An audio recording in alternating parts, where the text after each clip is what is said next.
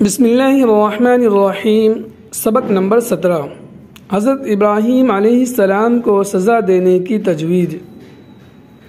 حضرت ابراہیم علیہ السلام اپنے والد آزر، اپنی قوم اور بادشاہ وقت نمرود کو مسلسل وحدانیت کی تبلیغ کرتے رہے اور ان کے معبودوں کا بطلان ان پر آشکارا کرتے رہے۔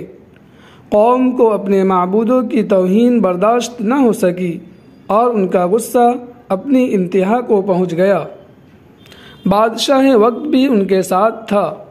سبھی نے یہ فیصلہ کیا کہ ابراہیم علیہ السلام کو دہکتی ہوئی آگ میں ڈال دیا جائے۔ لہذا آگ بھڑکائی گئی اور جب اس کے شعلے بھڑک اٹھے اور اس کی لوئیں آسمان کو چھونے لگی تو ابراہیم علیہ السلام کو اس میں پھینک دیا گیا، اور لوگ مطمئن ہو گئے کہ اب تو ابراہیم علیہ السلام جل کر خاک ہو جائیں گے۔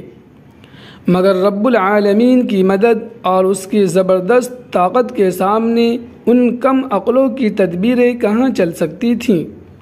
اسی وقت اللہ تعالی کا غیبی نظام حرکت میں آیا۔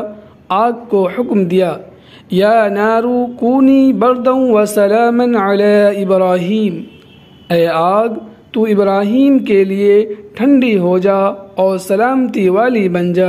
چنانچہ آگ ابراہیم علیہ السلام کے لیے ٹھنڈی ہو گئی۔